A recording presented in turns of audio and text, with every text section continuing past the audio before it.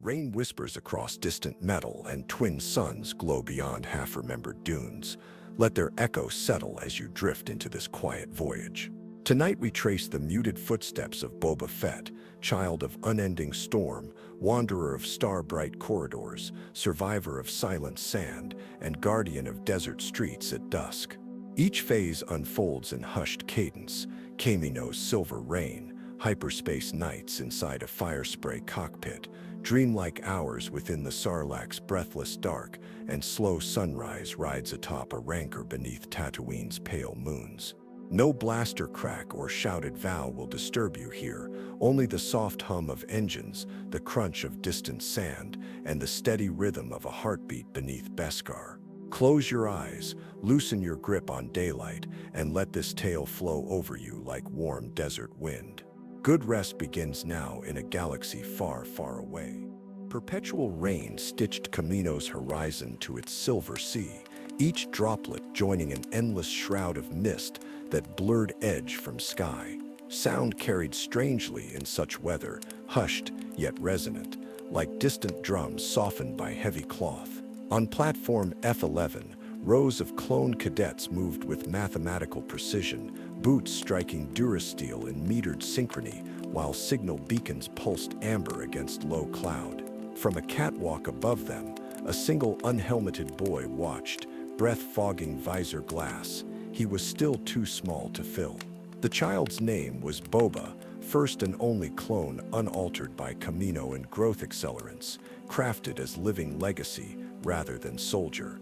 Beskar gray training armor weighed light on his young shoulders, though memory of its purpose pressed heavier. Each dawn he rose before reveille to observe troops cycle through drills, formation turns, carbine lifts, mindful pauses between simulated volleys. He studied not to mimic, but to understand cadence, the micro-breath before synchronized pivot, the subtle foot shift that kept mass balanced in slick rain. Above the parade deck, elongated spires pierced clouds like inverted stalactites, harboring classrooms scented with sterile resin. There, holographic maps of contested space flickered in low light, while screens displayed tactical patterns flowing across distant planets. Instructors glided noiselessly along aisles, but their curriculum drifted past Boba as background music. His learning came instead from Django, armor plates clinking softly down quieter corridors, gauntlet fingertips tapping rhythm on guardrails, voice patient yet sparse during midnight weapon maintenance. Beside his father, Boba practiced disassembling blasters until components lay ordered like constellations on cloth, practiced reassembling them by feel alone, guided by muscle memory rather than words. Night after night, storm rumbles resonated through transparisteel panes as he inserted final power cells, listening to weapons purr with dormant possibility, then powered them down to rest. When training hangars fell silent, Boba ventured alone toward cloning bays, rendered ghost-bright beneath surgical lumens. Suspended within nutrient vats, embryonic troopers curled amid sapphire fluid, their tiny heartbeats thrumming like distant rainfall against the tank glass. The sight never unnerved him. Instead, he felt gentle kinship, recognizing mirrored future paths branching from shared origin. He would not march in their ranks, yet their rhythms echoed within his veins, proof of design and decision stitched by unseen architects. He pressed palm to condensation slick wall, acknowledging wordless connection before returning to quarters guided only by soft floor lights. Meals unfolded at elongated tables, where armored instructors sat on one side, trainees the other. Boba often ate alone along mezzanine railings, tuning ear to cadet chatter carried upward by ventilation hum. Conversation rarely varied, target groupings, time trials in obstacle tubes, speculations on color stripes they might one day earn.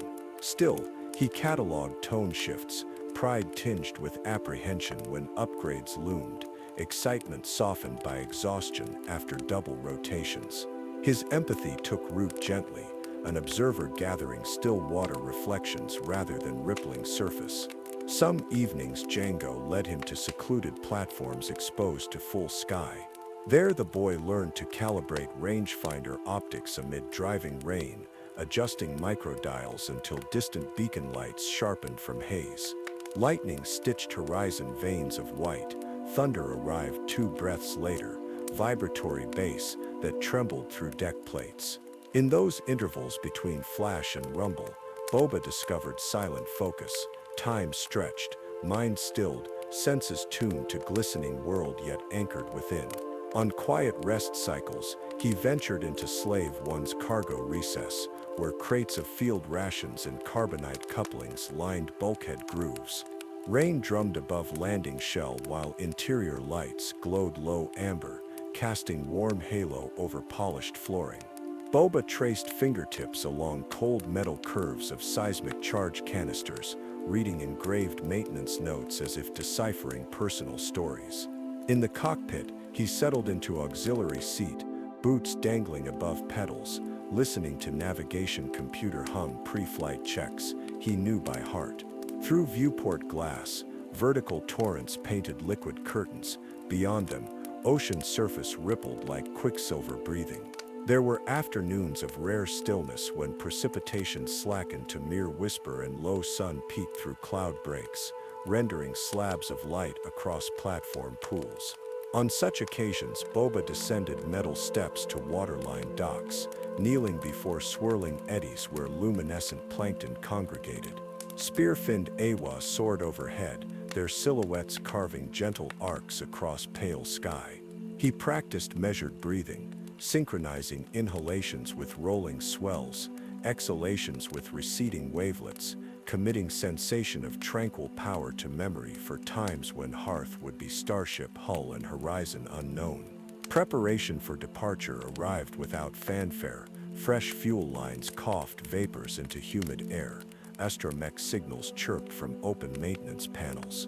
Boba secured personal satchel, small datapad, polished helmet visor still too large, sealed vial holding polished Kamino and shell fragment gleaned from storm gutter, souvenirs of origin. In hangar ready room, Django checked modular armor, twisting servo joints until they clicked into readiness. Beyond blast door lay future contracts, whose details Boba understood only in outline. They required silence, precision, perhaps peril. They would carve new constellations of experience beyond unending rain. Departure dawn broke slate gray. Slave One's engine spooled to resonant thrum, vibrating through docking pylons. As ramp retracted, Boba cast final glance at training grounds now vacant, puddles reflecting flicker of perimeter lights. Rain continued, indifferent yet intimate, carrying farewell in countless droplets. He strapped into co-pilot chair as stars aligned on nav display, Kamino shrinking on vector path, Geonosian coordinates cued, though he did not yet grasp significance. With inertial dampers engaged, the starfield streaked into luminous ribbons. In that bright tunnel, he felt exhilaration tempered by practiced calm. A new rhythm began, set by hyperspace hum and reactor heartbeat, rather than by clone cadet boots. Behind them, endless storm continued to sweep Silver Sea. Ahead, waited uncharted nights of fire spray engines and bounty sigils glowing in cantina gloom. For now, Boba closed eyes, recalling awa silhouettes against brief sun and rain tapping steady time upon armor plates. Those memories would serve as anchor while the galaxy unfolded beyond Kamino's eternal dawn. Hyperspace wrapped Slave One in shimmering indigo, a corridor so silent it seemed to swallow thought. Boba sat strapped in the co-pilot seat, where he had last felt Django's steady presence. Now only instrument beeps marked passing seconds. The ship's hum fused with the softened ache inside his chest.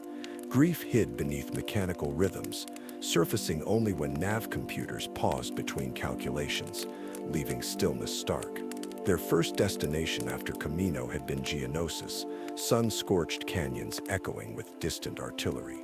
There, the boy witnessed wreckage and smoke, learned how quickly war devours intention.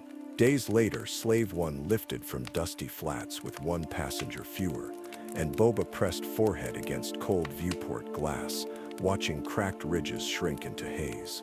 Django's helmet, cleaned of dust yet bearing invisible weight, rested beside his seat. He traced finger along its battered edge, memorizing every dent to anchor memories unspoken. The galaxy beyond Kamino proved vast and detached, its star systems illuminated by flickering hollow bounties rather than sunrise. Boba acclimated to nocturnal cockpit glow, crimson status sigils, emerald tracker pings, azure long-range comm specs. Each tone he cataloged, minor key for proximity alarms, major for navlocks complete, until the console sang a language he understood better than shared condolences. Between jobs arranged by Django's contacts, journeys stretched across and beyond mid-rim lanes. A smuggler's moon ringed by neon-lit asteroids served as first layover. Slave 1 settled onto landing struts, metal creaking after rapid deceleration. Outside, plasma torches hissed while loaders shuffled crates of real spice under blue floodlamps. Boba remained aboard, studying port traffic from dorsal turret viewports. He noted variations in exhaust signatures, differences in how seasoned pilots banked freighters into narrow berths. Observation became apprenticeship, even without a teacher present. During long hauls through dark sectors, he set internal chrono alarms to wake every 4 hours, rising to check coolant ratios, calibrate hyperspace flux compensators, log sensor anomalies. Tasks chained night to night like beads on taut string, forming ritual that steadied wandering mind. At shift changes, he rotated helmet onto his head, alloy interior cool against temples, visor tint framing control panels in subtle jade. The weight reassured, but he seldom kept it on for long, acknowledging legacy sufficed without drowning inside it. Cargo contracts paid fuel bills, cylindrical canisters sealed with pharmacode locks, destined for medhubs orbiting plague-stricken worlds. Delivery runs unfolded without fanfare. Boba piloted descent vectors by referencing decayed satellites and magnetosphere ripples, landing in silhouettes of ship graveyards rusting beneath pale suns. Port officials stamped clearances, credits transferred. Several nights of starfield silence followed as Slave 1 slipped back into interstellar corridors. Each quiet return taught him hidden satisfaction, efficiency respected more than acclaim. Inside cargo bay converted to living quarters, he erected a small shrine. Django's helmet on durasteel crate, shell fragment from Kamino tide pool, pressed Awa scale shimmering under dim hold lamp. He knelt before it during reactor cycling lulls, letting sensory memory of rain temper heat of recent battles. In such meditations, he recited star coordinates like prayer, tracing invisible maps from origin to here. The act forged continuity, ensuring grief flowed forward rather than stagnating. HoloNet channels carried murmurs of rising conflict, Republic cruisers massing near Outer Rim, Jedi spearheading sieges. Boba avoided contested systems, steering instead toward neutral trade spurs, where bounties focused on missing shipments or wayward debtors rather than soldiers. Yet war's shadow lengthened. At refueling depots, clones queued for rations, armor dulled from desert marches. They regarded him briefly, helmetless clone visage, then turned away, uncertain whether to salute or question. Silence became mutual shield. On a drifting refit station orbiting Florum, he overheard mercenaries complaining about a child flying his father's bucket.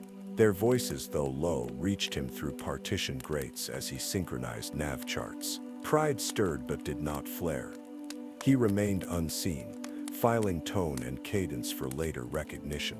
Reputation would shape itself, he decided, through results rather than retorts. Late-cycle journeys traced lonely sectors where sensor boards displayed nothing but low cosmic background. In those vast expanses, Boba practiced gunnery drills against asteroids, toggling manual targeting to sharpen reflex rather than rely on auto-solution. Plasma bursts carved glittering shards from charcoal rock, scattering them into meteor showers that trailed aft like celebratory sparks. He logged each shot's energy curve, striving for minimal spread, lesson in precision echoing Django's earlier teachings. Weeks blurred, anchored by constellations swinging past cockpit view in slow parade. On restful stretches, he floated inside maintenance shaft tunnels, using micrograv harness to mimic combat roles.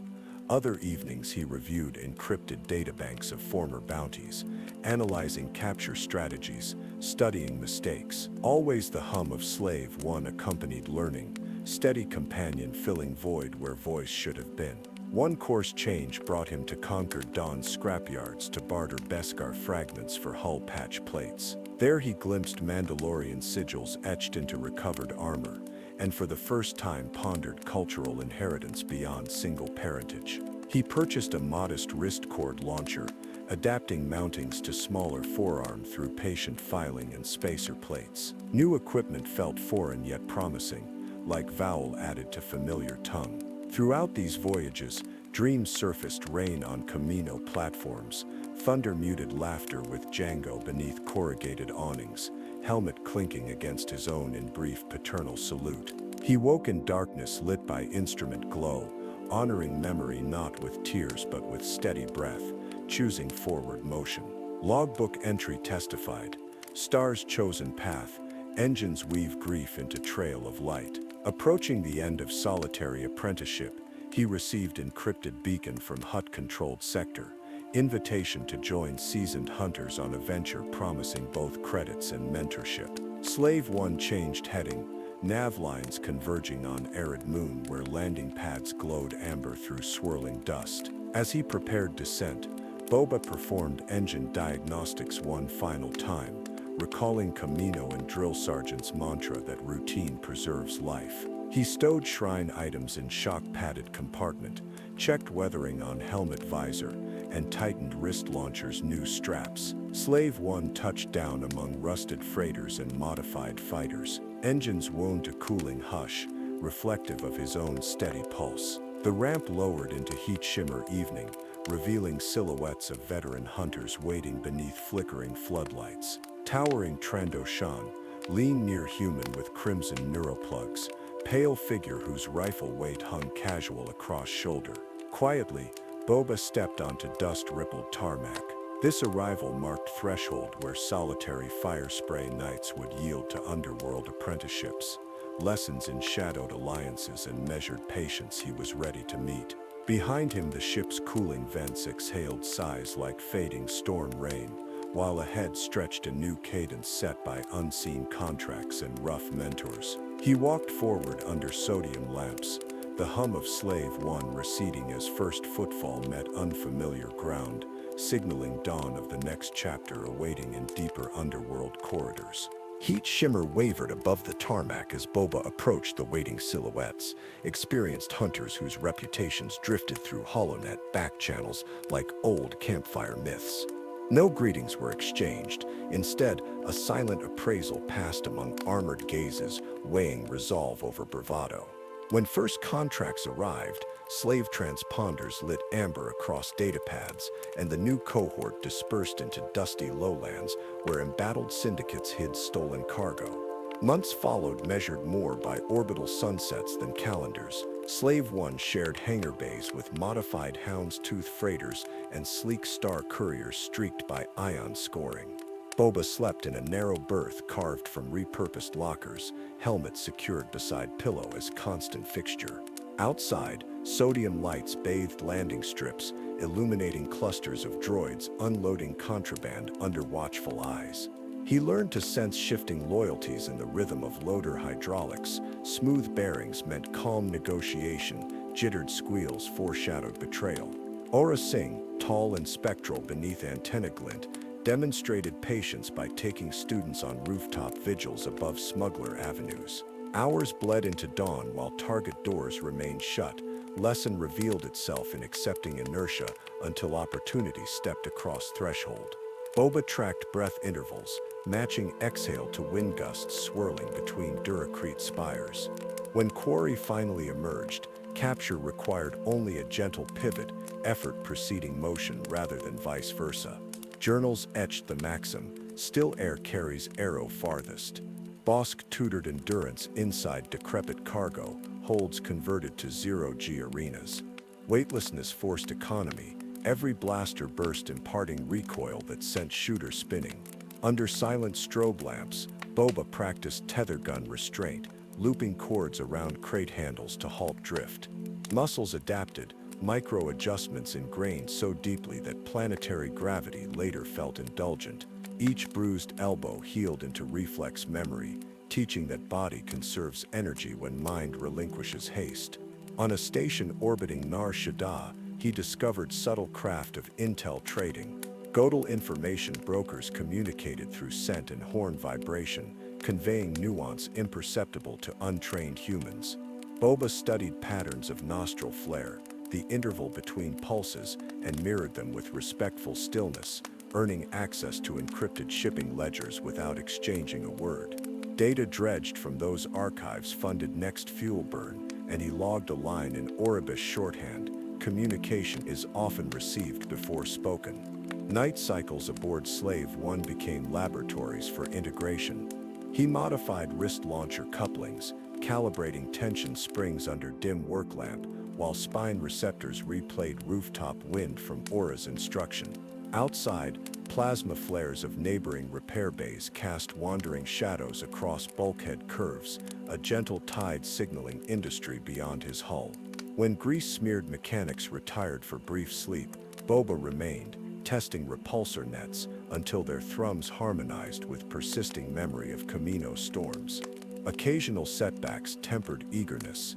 On Ord Mantell, a swoop gang prisoner slipped sonic binders by dislocating joints, diving into basalt crevasse networks. Boba pursued alongside Bossk, lights filtering through narrow fissures, echoes amplified footfalls, masking direction. Quarry vanished into darkness scented by sulfur bloom. Failure tasted metallic yet instructive. Terrain can ally with target when hunter disregards its voice. Later, meditating under low starshine, he envisioned the crevasse maze as branching lungs, each passage exhaling subtle drafts. He vowed to feel such currents rather than conquer them. Travel itineraries wove across outer rim trade spurs, refueling above Salukami's golden dunes, swapping star charts at Skako Minor orbital towers, tailing shipments through Kessel Maelstrom, where coaxium pulses dappled cockpit panes. Boba logged local constellations, sketching them onto shrine crate walls in white luminescent chalk, deriving comfort from patterns constant amid shifting alliances. Despite varied mentors, autonomy blossomed. Contract screens flickered with requests. He chose assignments where observation outweighed confrontation, aligning with his disposition. One commission involved locating an Ithorian horticulturalist stolen for black market pollen secrets. Trail led into derelict flotillas drifting through gas giant rings. Navigation thrusters whispered across ice chunks while sensor pings mapped echoes. Boba found captive quietly tending potted saplings beneath cracked viewport and simply signaled extraction team no stun cuff required. Success confirmed that violence remained tool, not compass. Camaraderie formed in unspoken bonds. Shared ration tins warmed over engine manifolds. Nods exchanged across hangar corridors at shift turnover. Acknowledgement without dependence. Even Singh's narrowed gaze softened when Boba split a cash payout to repair droid limbs lost safeguarding shared perimeter.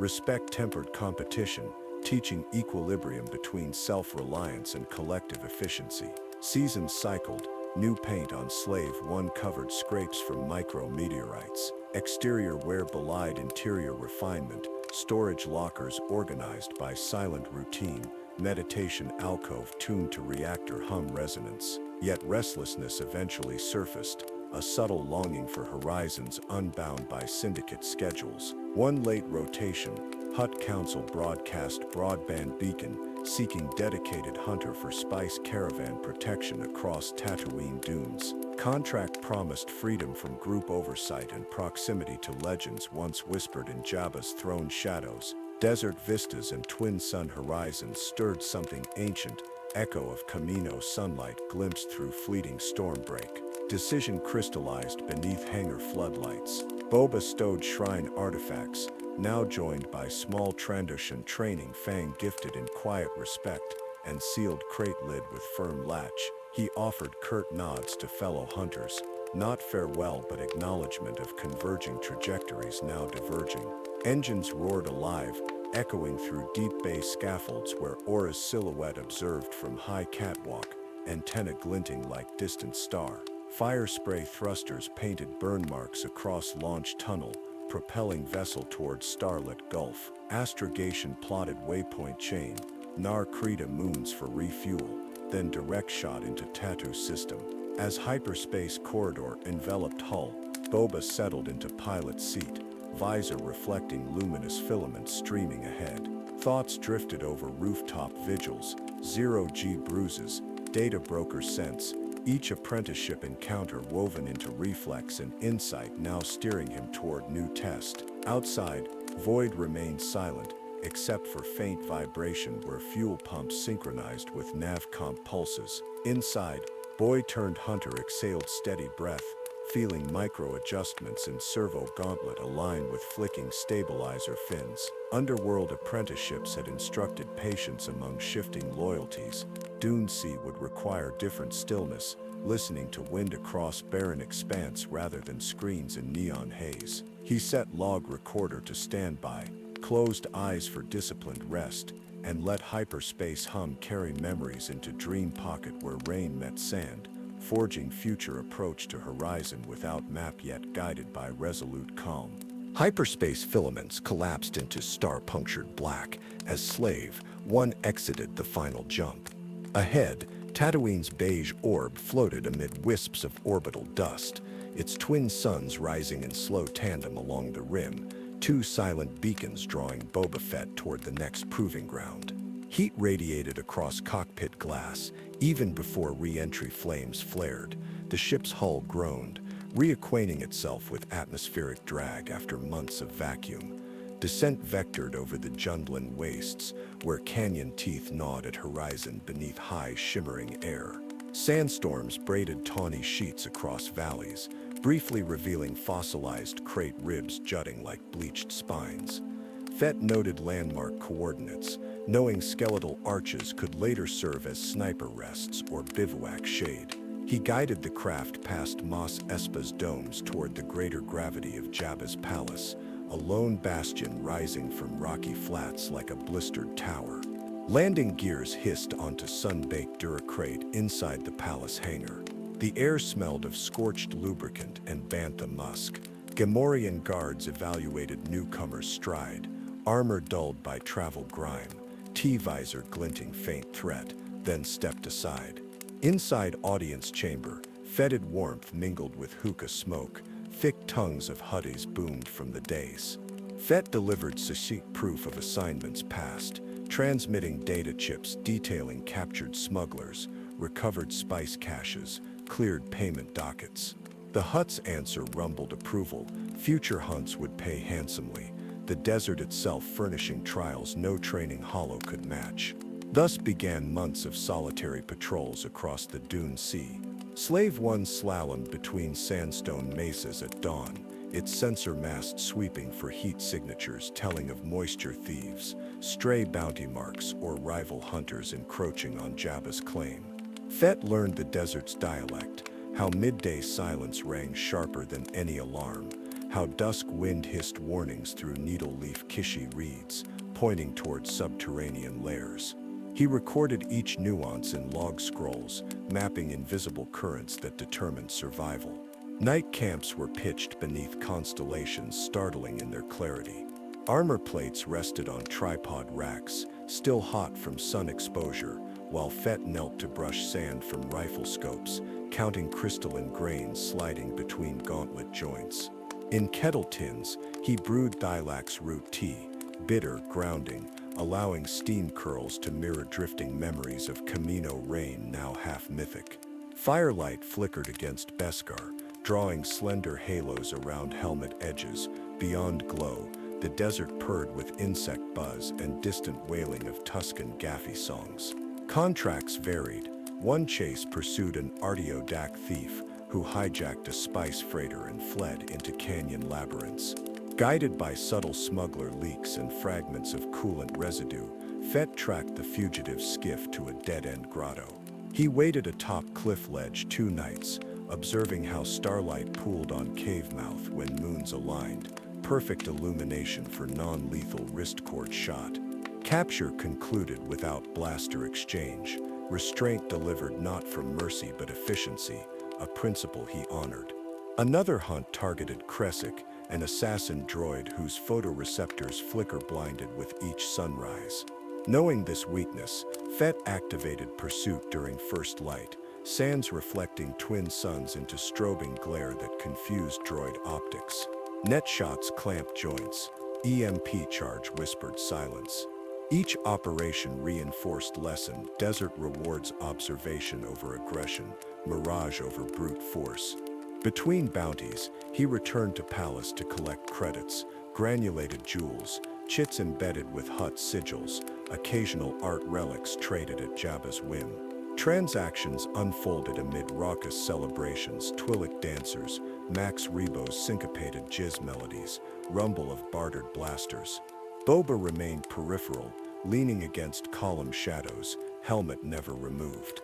Patrons speculated on expression hidden behind visor, disdain, disinterest, or calculation, yet none found invitation to probe.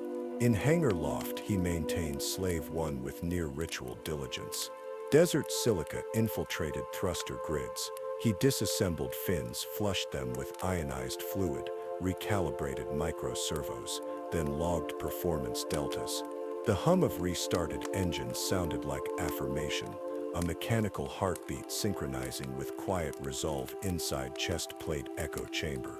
Occasionally, Jabba summoned him to skiff escort duty when rival syndicates threatened spice caravan routes.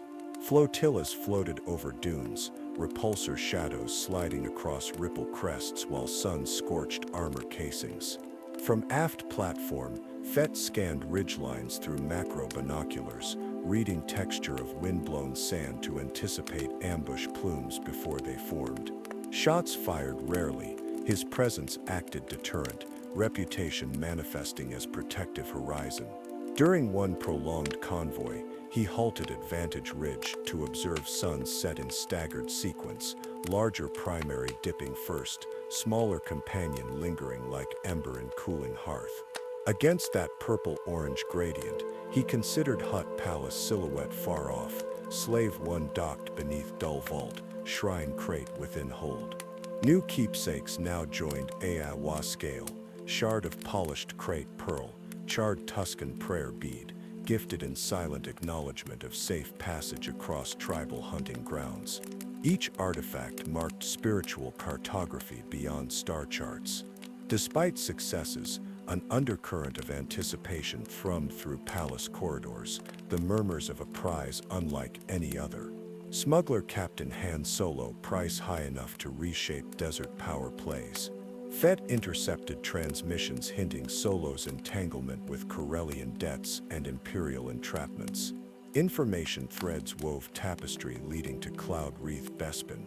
Jabba's baritone edicts formalized pursuit. Other hunters bristled, but the Hutt addressed only one name when demanding delivery on ice-cold carbonite. Fire spray engines roared into star-dappled void. Navigation plotted trajectories through Hutt-backed intelligence nodes, culminating in frigid gas giant orbit. There, Imperial detachment had encased Solo in carbonite slab, bounty ripe for claiming. Fett oversaw secure magnet clamps hoisting payload into Slave One's hold, monitoring carbonite readouts pulsing faint amber. He felt subtle resonance, a heartbeat slowed yet alive, echoing similar stillness he had once studied in nutrient tanks along Kamino corridors. Return voyage to Tatooine encompassed light years in introspection.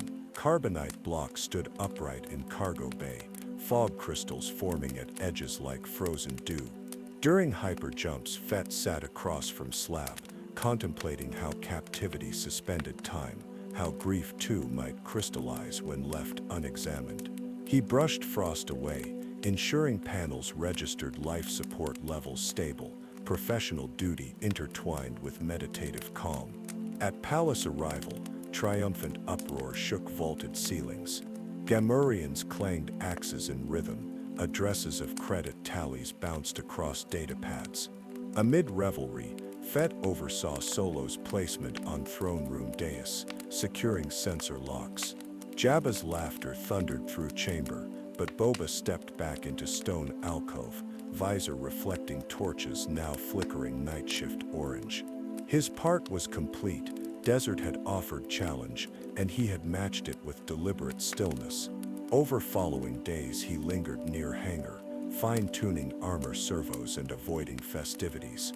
Yet gravity of forthcoming execution hovered. Skiff voyage to Great Pit, spectacle promised to syndicate elites. Boba cleaned concussive rifle bore, checked rocket pack fuel cells, rehearsed balanced stances on ramp struts. Twin suns dawned on the appointed date, their glare warping dunes into molten waves.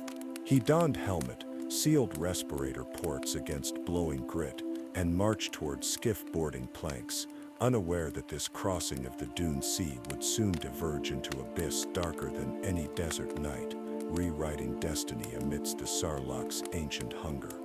Twin suns blazed at zenith when the skiff skimmed toward the great pit of Carcoon, repulsor wakes carving momentary furrows in honey-colored dunes. Heat shimmer enveloped armor in liquid distortions, but Boba Fett remained a still pillar against the deck rail, visor tracking every subtle cue, a smuggler's furtive glance, a smirk curled beneath nycto tusks, the clink of binders nudged by restless wind. Below, the Sarlacc's gaping maw waited, jagged beak ringed by concentric rows of questing tendrils, centuries of bleached bones encircling its rim like prayer beads made of failure. When chaos erupted, Skywalker's concealed saber flashing emerald across midday glare, Fett shifted automatically, jetpack primed with a hiss. Blaster bolts streaked, vibro axes fell, sail barge cannons thundered. He aligned rifle sights, tracking the Jedi's arc, but a wild staff from Solo struck jetpack housing. Circuits sparked, thrusters misfired sideways, hurling him off balance. Sky and sand spun, horizon shearing into gold and blue bands. Then nothing but wind howl, brief weightlessness, and the pit rushing upward like a closing iris. Impact knocked air from lungs. Armor scraped against moist mucus-slick hide that stank of centuries. Tentacles coiled instantly, gripping Beskar with serrated suckers. Instinct fought terror, gauntlet flamethrower roared, searing fibrous flesh. The creature shrieked without voice, contracting spasmodically. Yet gravity and slime drew him deeper, dragging limbs along chitin walls that pulsed like breathing furnace bellows. Darkness swallowed light. Heat rose, not desert warmth but feverish, carnivorous humidity.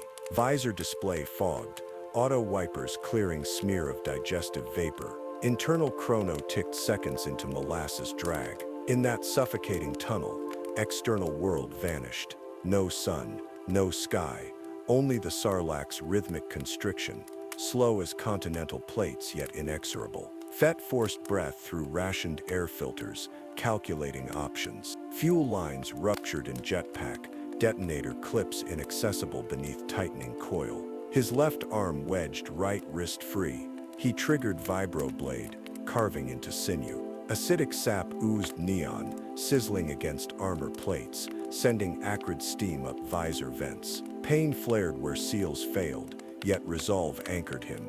Memory of Kamino reign, of Django's calm instruction in the face of unknowns. Still, each motion slowed. Tactile sensors registered micro-tears in flight suit fabric, acid seeping towards skin. Mind retreated inward, entering suspended vigilance much like zero-G meditation lessons. In that hush, heartbeats drummed a mantra. No panic, only process. He mapped posture, locating pivot. With sudden torque, he jammed boot spurs into inner membrane, buying fractional space. Free hand unclipped concussion grenade, a twist armed its silent countdown. He shoved device into fleshy fold, sealed visor and braced. Muffled burst reverberated through organic corridors, shockwave diffusing as dull thud. Tunnel walls convulsed, spasming outward. Pressure slackened.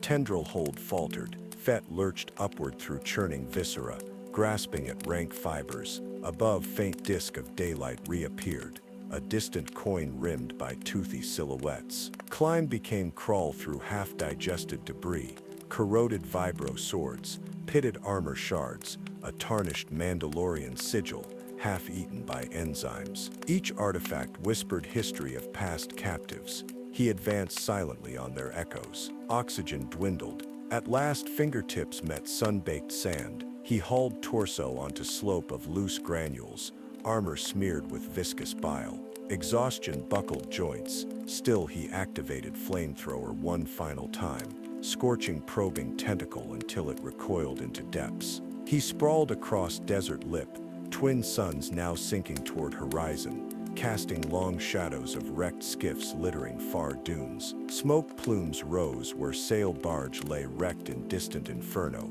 its revelers perished or fled. Every inhale razored lungs with acidic residue, helmet filters clogged, forcing manual override. With trembling fingers he released chin seal, slid visor clear, and gulped arid air heavy with soot and salt. Dusk advanced swiftly, colors bleeding from copper to indigo. Fett crawled beyond pit's reach, collapsing beside ribbed crate skeleton half buried in lee of dune. Muscles twitched, blood-hammered temples. He peeled away gauntlet to inspect forearm blistered where acid breached sleeve. Pain anchored consciousness, warding off delirium. Around him, desert settled into nocturnal hush, wind whispering through bone apertures, distant bantha lowing across flats. Night's chill descended, stark contrast to scorching day. Without jetpack, Slave One's remote recall impossible, comm antenna fractured in fall. Supplies limited to belt pouches, 2 ration tablets dissolved by bile, half cartridge of water beads, flare canister damp. He steadied breath, shifting from survival to endurance calculation. First objective, shelter before temperature plummeted. Second, salvage weapon from skiff debris. Third, track bearings toward Jabba's palace or Mos Espa outposts. Steps solidified like stepping stones across uncertain stream. He stood, legs unsteady but functional, and hobbled toward wreck field ghost lit by rising moons. Sand crunched beneath weighted boots, each stride leaving viscous trail of Sarlacc mucus drying to crystalline crust. Among shattered planks he recovered bent gaffy stick, its half charred but serviceable as walking staff. From smoking hull fragment he pried loose wiring spool, envisioning future snare or fire starter. Armor servo alarms pinged battery low. He silenced them, trusting muscle over circuitry. Hours stretched, night sky powdered with cold stars. Pain ebbed to dull pulse, exhaustion wove hallucinations. Kamino clouds drifting across Tatooine moons. Django's voice carried in whisper of dune wind. Yet forward momentum persisted until horizon tinted with first lavender hints of dawn. There, plume of campfire smoke spiraled behind ridge, faint but tangible. Instinct flagged caution. Tusken raiders or moisture farmers, both wary of armored strangers. Still, any fire promised warmth and possible water. He approached slowly, boots muffled in sand. Silhouettes emerged, bantha forms resting, humanoid figures shifting beneath layered robes. At perimeter lay salvage piles, durasteel hull chunks, scavenged weapon bits. Without jetpack and rifle, he posed limited threat. Without aid, dehydration would finish what Sarlacc could not. Boba paused at dune crest, staff planted, silhouette framed against swelling sunrise. Decision moment crystallized, step into unknown hospitality or fade into dunes alone. He chose motion, descending slope toward flicker of firelight that danced like distant echo of Kamino's lightning, carrying him toward chapter yet unwritten beneath Tusken smoke. Sand sifted beneath armored boots as Boba Fett crossed the final dune, leaving the Sarlacc's ragged maw and the smoldering wrecks of Jabba's sail barge far behind. Dawn's first blush had barely loosened the night when he sighted the encampment, a crescent of hide tents tucked into a wind-shaped basin, ember-red watchfires glowing like coals along its rim.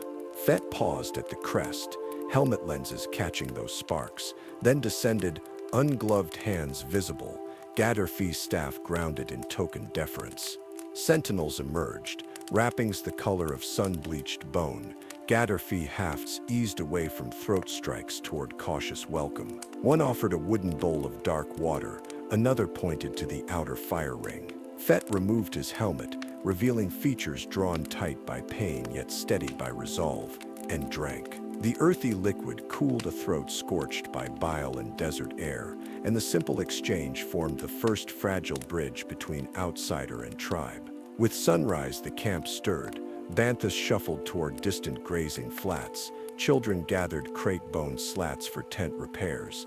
Elders traced star glyphs in sand predicting wind shifts. Healessers approached Fett with clay jars of pungent salve, smoothing it over acid burns where Sarlacc bile had breached armor seams. Gauze woven from bantha hair pressed into place, its musk drifting up to mingle with the smoky scent of breakfast fires. No words passed, but beneath the silence a calm rhythm grew.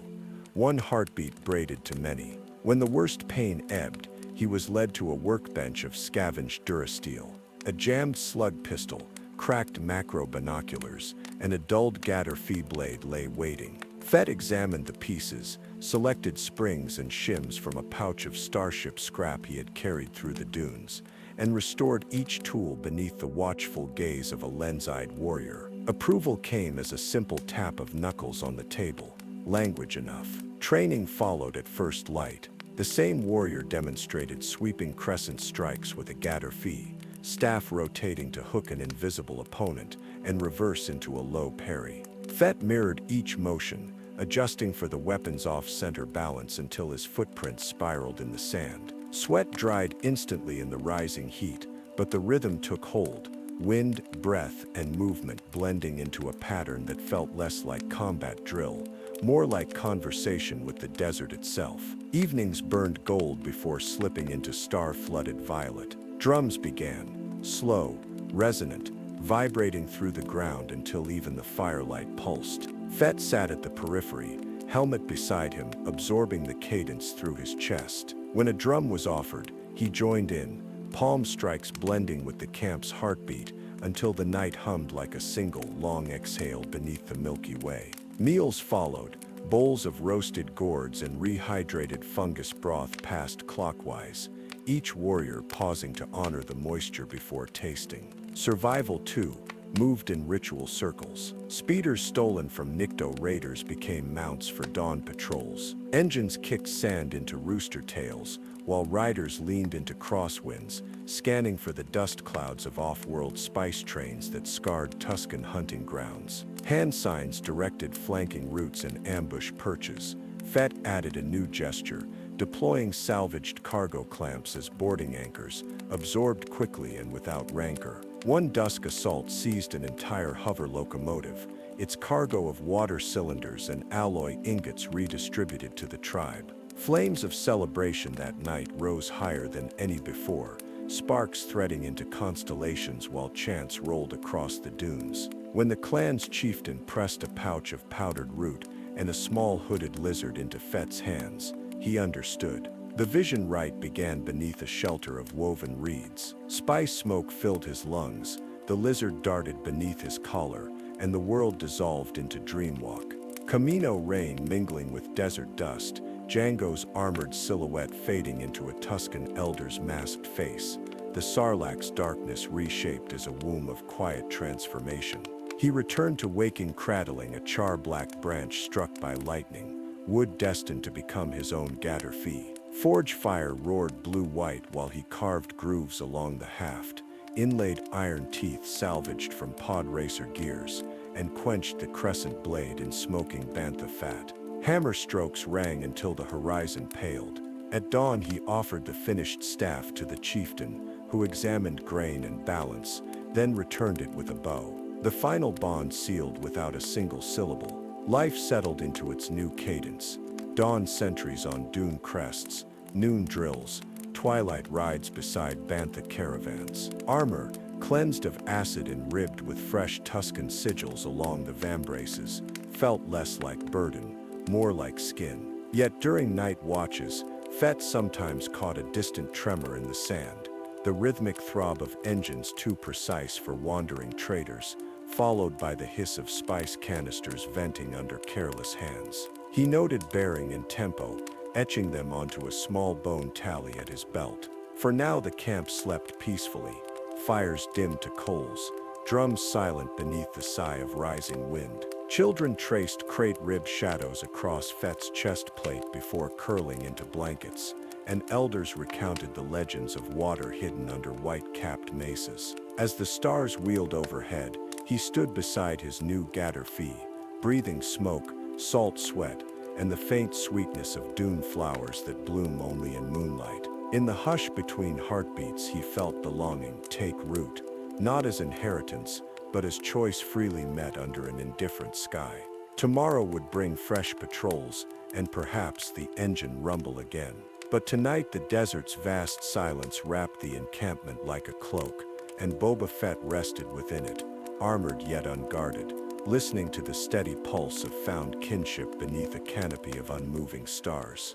Dawn rose upon Tatooine with an unsteady hush, its twin discs tilting above the dunes like wary eyes.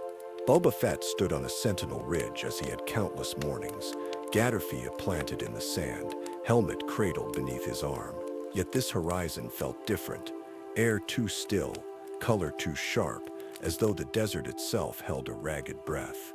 Through the visor's macro zoom, he scanned the southwestern flats, where dust devils usually pirouetted, listening for the low murmur of Banthas or the rhythmic clang of forge hammers. Nothing answered but the distant rasp of wind. He descended toward camp, boots scuffing soft slopes patterned by overnight gusts. At first glance, the basin seemed asleep, tents unmoving, fires cold. He quickened his pace, armored plates clicking in the silence. A scorched scent reached him, metallic and bitter. Then he saw leather dwellings ripped open, poles charred black, bantha corpses slumped in contorted heaps, their massive horns half buried in ash. Scattered among them lay Tusken bodies, wrappings singed away, Gatterfia cracked like dry reeds. Smoke drifted from smoldering debris, twisting upward only to vanish in desert glare. Shock did not announce itself loudly. It arrived as hollow pressure in the chest, robbing sound from the world.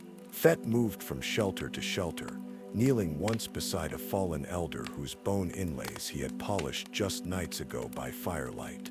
The silent drumbeat that had once pulsed beneath the camp was gone, replaced by the creak of burnt hide flapping against poles.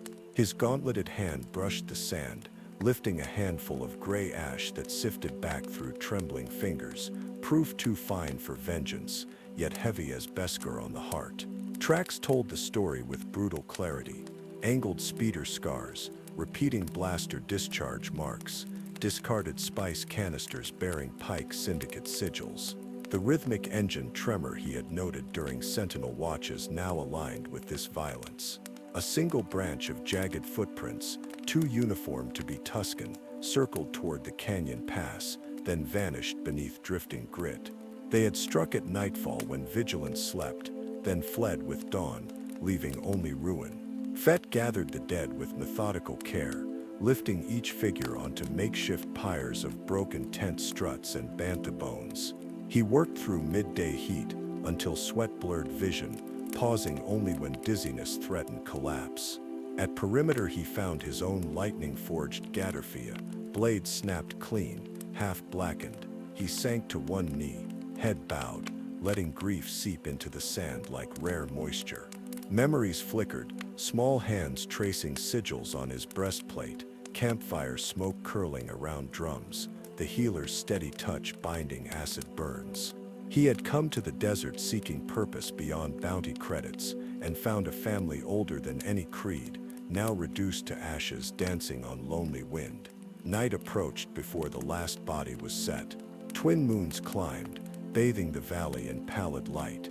He struck flares along tinder and stepped back as flames licked skyward, casting wavering shadows that mimicked the dance steps once performed at dusk. Heat pressed against armor yet felt distant, like warmth recalled from half-forgotten childhood.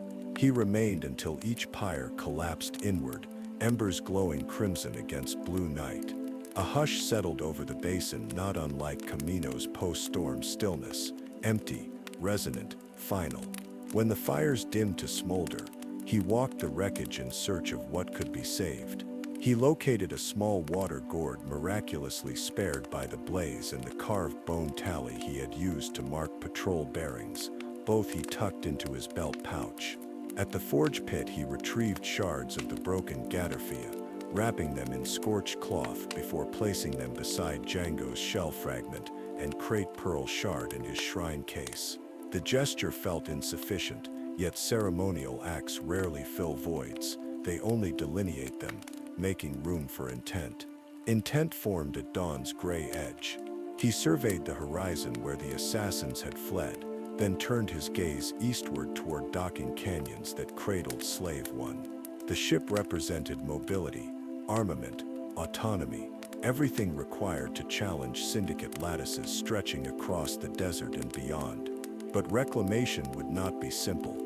Bib Fortuna now controlled Jabba's vaults, hangars and cadre of Nikto enforcers. To extract the fire spray gunship from its cradle, he would need allies, strategy, and perfect timing. Without the tribe's drumbeats, silence supplied determination, promised to the fallen that their songs would travel further than dune winds ever could. He dismantled what remained of the camp at first light, scattering smoldering poles to deny scavengers and burying metallic scraps to avoid Jawa pillagers. At the final tent frame he paused, tracing fingertip over soot-dark leather that once echoed with laughter muffled behind breath filters. The Gaddarfia fragments in his pack clicked softly, as if acknowledging the moment. Helmet sealed, he turned north, choosing a route through ravines where shade preserved limited hydration. Each stride pressed grief deeper, compressing it into hardened resolve. Days passed in ruthless march. In narrow wadis he found pockets of condensation, capturing droplets in gourd and letting cold water rinse smoke from throat. Nights he slept beneath crumbling overhangs, visor set to perimeter alert, yet dreams still carried drum rhythms broken mid-beat. He allowed them to play, waking each dawn with their quiet remainder thrumming in ribs, reminder of debt. At last canyon walls gave way to stony flats overlooking Jabba's palace. From a ridge of sun-scorched scree, Fett watched Nikto patrols shuffle along parapets, cannons now crewed by inattentive mercenaries trading jests. Slave One rested in lower hangar vault, dust settling upon armored hull like thin shroud. Scope sweeps mapped sensor turrets, landing lights blind spots, puzzle pieces of infiltration. He knelt in shade until evening, sketching layout on rough stone with crate tooth shard, noting guard shift length, supply speeder schedules, and the gaps where two disciplined infiltrators might slip through. One infiltrator he already was. The second would need recruiting. Somewhere among outlaws and discarded soldiers lived those with quiet grudges against Bib's rule. He had only to listen. Rising, he brushed grit from knee plates and began descent toward city lights shimmering faintly in the desert haze. Behind him the basin lay empty. Ahead the path fragmented into many forks, each a stepping stone toward reclaiming ship, avenging tribe, and shaping a future untethered to any master but his own creed of earned loyalty. As he walked, shards of Gaddarfia rattled softly within pouch, a pocket drumbeat underscoring every stride. Wind shifted, carrying distant hum of speeder engines, and the desert answered with low sigh. No Tusken chants rose to greet dawn, but their cadence lived now in his footfalls, in breath measured against horizon, in the stillness he would carry into the palace's shadowed halls. Desert had taken much and given more, purpose forged in sand, sharpened by loss, and aimed squarely toward the reclamation awaiting beyond the next ridge where evening light faded into quiet, watchful night. Night settled over Mos Eisley's labyrinthine streets, smothering the clamor of barter stalls beneath a quilt of low voices and sputtering vapor lamps. Boba Fett moved among the press of bodies, like a shadow made tangible, helmet visor reflecting neon script, advertising off-world libations. Information whispered through cantinas here, leaking from spice runners and jaded smugglers who kept one eye on credits and the other on escape routes. He ordered nothing, yet the bar's hum yielded fragments, sightings of assassin Fennec Shand, left for dead on the Great Flats, complaints about Bib Fortuna's tax levies pinching black market trade, Rumors that the palace garrison changed shifts with lax enthusiasm during second watch. Maps formed in his mind. One route pointed toward the Dune Sea south of Beggar's Canyon, where local moisture farmers had reported flares in the night, signals of wounded prey or bait. He left the city before dawn, speeder engine low revving across dark sands until the suns crept over rims of distant mesa. There, among fractured rocks glowing ember red, he found her, armor scorched, pulse faint, abdomen sutured crudely by her own field kit. He knelt beside the prone figure, hydraulic hiss of knee plates, the only sound, and assessed injuries with unflinching precision. Tools reclaimed from Tusken raids became surgical implements. Salvaged droid parts served as cybernetics, restoring life where organ failure loomed. Through the long, hot day he worked, until the steady rise of her chest matched the calm beat in his wrist calm. They traveled in shared silence toward the hidden fires of his past. By twilight, the crumbling courtyard of an abandoned moisture outpost became field bivouac. Fennec regained strength swiftly, amber eyes catching starlight with feline intent. Beneath the cracked plaster eaves, they compared goals without words: raid the palace, take the throne, and reclaim what Fortuna hoarded. A firespray gunship and unchallenged control of Jabba's forgotten fief. That night, the desert wind whistled through empty irrigation pipes, sounding like distant drums from a tribe now buried beneath dunes. Fett listened, acknowledging grief, then setting it like a weight behind sharpened purpose. Planning unfolded across scrap steel tables, littered with power cell casings and curled parchment star charts. Patrol patterns, recorded earlier from ridgetop observation, aligned with speeder manifests Fennec lifted from corrupt port officials. They studied maintenance gaps, half a standard hour, when external sensors cycled offline, leaving blind wedges on the western battlements. Slave 1 rested directly beneath that section, struts chained yet vulnerable once watchtowers lost line of sight. A silent climb, a single slice of fiber line, and the ship could lift like a freed hawk before klaxons rang. Within 2 nights, their preparations crystallized. Fett reclaimed Beskar plating lost during pit ordeal, reattaching rocket pack restored by Tusken metalworkers' diligent hammering.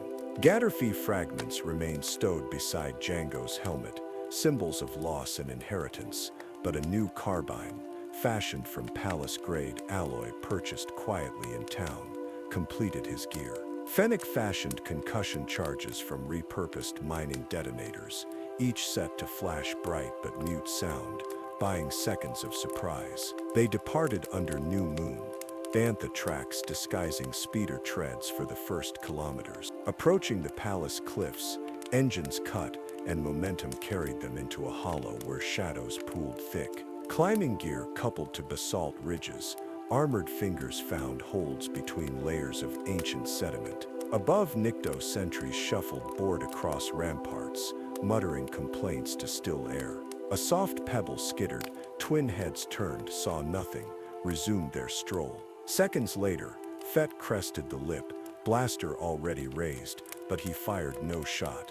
The coax cable of his wrist launcher looped like a whisper, dropping both guards soundlessly inside parapet shadows. Fennec followed, movements liquid, depositing small sensors that replayed previous guard footsteps on a loop to fool pressure grids. Hallways smelled of stale spice and frying nerf. Drunken laughter drifted from throne room far below, muffled by thick stone. They moved through service tunnels where Jawa scavengers once hauled grease barrels and emerged above the hangar gantry. Slave 1 glistened under sodium lamps, dust swirled by an idle maintenance droid polishing scorched plating. Chains anchored landing gear to floor posts, heavy but old. While Fennec monitored corridor cams, Fett stalked beneath starboard wing, slicing through linkages with plasma torch, whose hiss barely rose above droid chatter. One chain clanged softly, droid swiveled, sensors flickered. A single vibro blade flash severed its photoreceptor cable, returning quiet to space. When final clamp fell, a distant roar trembled through stone. Fortuna's revelers signaling Joke's punchline. timing narrowed. Fennec triggered concussion charges at far turret towers. A burst of silent white strobed against night, shorting out spotlights and drawing panicked shouts upward. Simultaneously, Fett-powered avionics, engines spooled, turbines gulped hot desert air, dust spiraling into sudden cyclone. Hangar staff stumbled, some reached for comlinks, but an ion pulse burst from Slave One's ventral cannon fried circuitry in a blue halo. Hydraulic doors yawned as ship lunged forward, clearing threshold seconds before emergency gates tried to close. Fire spray hull trembled when landing struts retracted, free of chains after long captivity. Fett brought her up through rocky defile, thrusters flaring cyan, carving molten rivulets in cliff face. Fortress alarms finally found voice, red strobes sweeping sky while turret cannons sputtered awake, but pursuit craft sat unassembled on ground cruise jacks. Fennec manned dorsal guns, though no shots were needed. They were gone before gunners reached cockpit ladders. Beyond sensor range, engines cooled to cruise. Cabin lights dimmed amber, reflecting off polished console panels like hearth glow. Fennec reclined in co-pilot seat, shoulder grazed by evening starlight. She flexed cybernetic abdomen plating, assessing new equilibrium. Fett glanced at instrument cluster showing steady fuel line pressure. A subtle nod passed between them, first acknowledgement of mutual trust. Their immediate objective met, next steps formed, unspoken yet clear. Address Bib Fortuna's stranglehold, and fill vacuum not with tribute lines, but measured governance. They set course for remote hideout carved into northern Jundland cliffs. Inside its natural vaults hung ancient banners of Jabba's reign, now moth-eaten, crates of munitions spoiling beneath dust. Fett established back to pod within central chamber, sinking weary limbs into healing slurry that hissed soothing numbness over acid scars. Memories drifted, Tusken fires, Kamino rain, starfield reflections over hyperspace stripes, each scene floating then dissolving beneath nutrient mist. Outside the pod, Fennec plotted supply routes and contact protocols, her quiet diligence filling chamber with purposeful rustle. Mornings at the hideout began with rooftop patrols. From sandstone parapets they watched dewless desert wake, suns igniting the world in layered gold. Far below, Jawa sand crawlers etched tracks across valley floor, indifferent to fortunes of daimyo and syndicate alike. On those roofs, they coordinated discreet meetings. Moisture barons wary of Fortuna, cyborg mods seeking patronage, and ex-guards bearing grudges for unpaid wages. Discussions ran at low volume, sealed by modest gestures, a nod, a credit chit, a flask of black market Bacta slid across crate lid. One by one, alliances stitched themselves into a quiet web.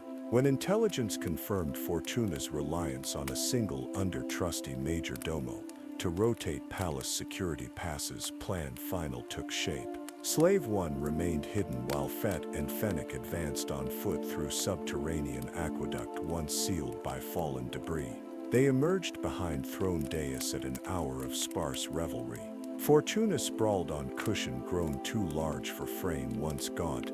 His leku twitched sluggishly as he devoured still-living frog from ornate bowl. He sensed presence too late. Rising shock rippled through court, yet not a blaster bolt flew. Fennec's rifle already disabled turret gunners, and Fett's presence silenced the rest. Fortuna collapsed among scattered morsels, echo of Jabba's fate reverberating against cold stone. Silence held for a breath, then another. Fett stepped onto dais where years earlier Jabba's girth had dominated all. He did not sit immediately. First he scanned chamber, helmet slowly turning, registering each face, fear, curiosity, calculation. Only when stillness rippled outward in concentric acceptance did he lower himself onto throne. Metal creaked under new lean weight. Fennec leaned against armrest, blaster at low ready, gaze on doorway. Somewhere in vault corridors, chain-dense curtains swayed, stirred by draft of futures rearranging their course. Outside, twin suns slid below horizon, bathing palace spires in crimson hush. Inside, torches flickered, reflecting in T-Visor's unblinking faceplate. The dais felt neither victory nor vengeance, cue only continuation of a path carved first by rain, then by sand, now by measured breath. Governance would begin with nightfall, but for this single moment calm reigned, companion to resolve forged in desert smoke. The first twilight after Bib Fortuna's fall spread lilac shadows across Mos Espa's adobe domes, turning vent steam into ribbons of violet haze. From the palace terrace, Boba Fett watched workers extinguish rooftop burners and tether dewback mounts for the night. The city sounded different now, less bluster, more cautious curiosity, as merchants wondered what sort of ruler occupied Jabba's vacant throne. Inside the fortress, torches cast long gold bars along renovated corridors where wall moss had been scraped away and cracked tiles reset. Change announced itself quietly, stone by stone. Governance began without parade.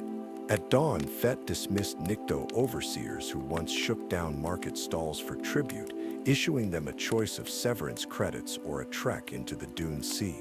Most accepted the credits and departed in silence, boots crunching courtyard gravel under Fennec Shan's steady gaze.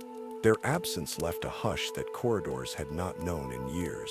He entered the audience chamber bathed in indirect light from new skylight grates cut into the ceiling. Residents arrived in pairs, a moisture farmer with sun-split skin, a courier droid bearing spool of tax records, Garsa Fwip draped in subdued silks flecked by torchlight. Fett's helmet reflected each speaker in turn, but he remained seated, posture relaxed, gloved hands resting on armrest carved with Huddy's glyphs now faded into neutrality. No guards flanked him beyond Fennec on the dais edge, less a sentinel than a composed echo of resolve. A water merchant named Lortha Peel objected to theft of his supply tanks by street youths too poor for ration permits. Fett listened, visor mirroring the ripple of worry across Peel's brow. Instead of threats, he decreed that water pricing would align with moisture farm cooperative rates, and unpaid canisters could be worked off repairing palace vaporators. Later, when the youths arrived, cybernetic mods riding speeder scooters scavenged from junk heaps, he offered employment as palace message runners, exchanging rebellion for engagement. Their surprise flashed in augments that glowed under evening lamps. Mistrust lingered, but curiosity, brighter, pulled them into new orbit. Nights found him walking Mos Espa's alleys, helmet off, cowl drawn against cool winds. Street lamps sparked halos atop rusted poles, illuminating faded murals of pod-racing champions and half-erased syndicate tags.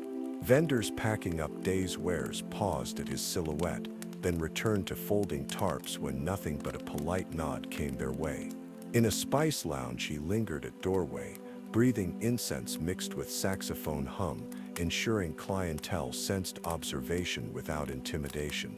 Presence, he determined, could guide without force when combined with fairness. Back at the fortress, back to therapy continued.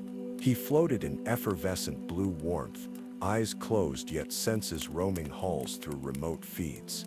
Memories seeped upward, Kamino storms tapping trainer glass, Tusken drums echoing over dunes, silent pyres smoldering beneath indifferent stars.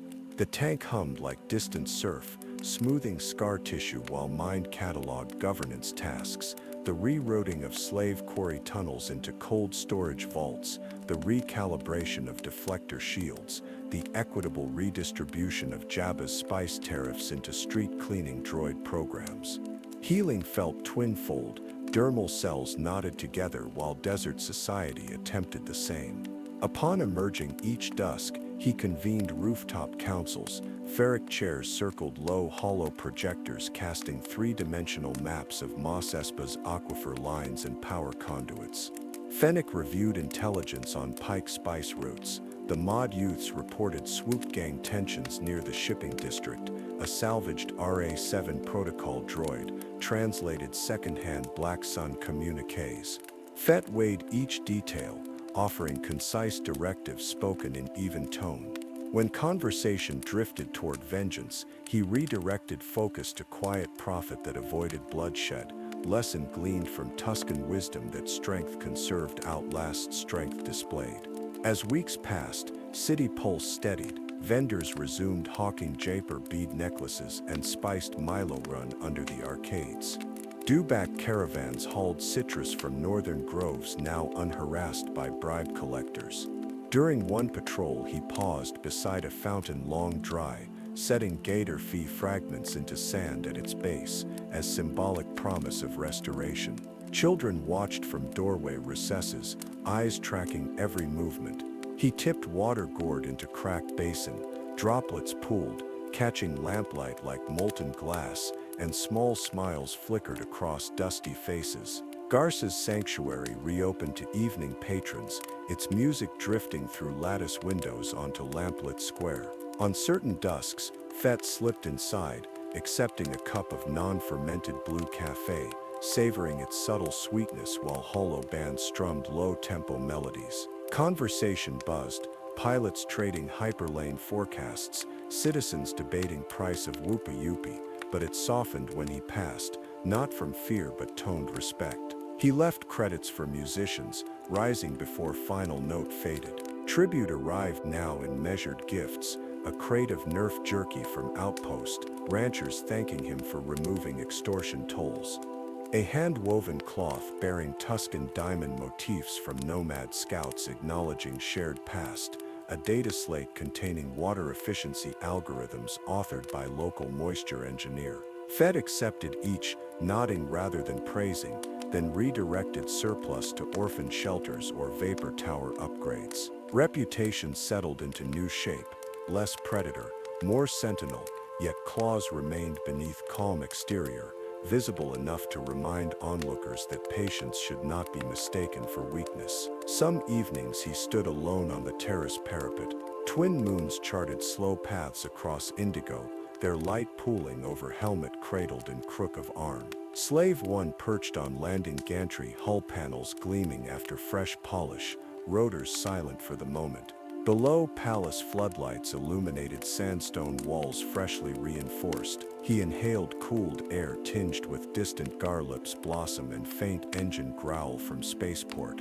Within chest, grief for the Tuskens no longer roared. It glowed banked like coals, fueling intention rather than consuming peace. The city, too, glowed, lanterns marking narrow stairs, speeder beacons flicking through night lanes, radiation flicker of tower-top moisture gauges. Each pinpoint signaled life that now indirectly depended on choices made atop throne dais. Responsibility felt neither burden nor crown. It resembled the weight of Beskar, heavy, but reassuring in its honesty.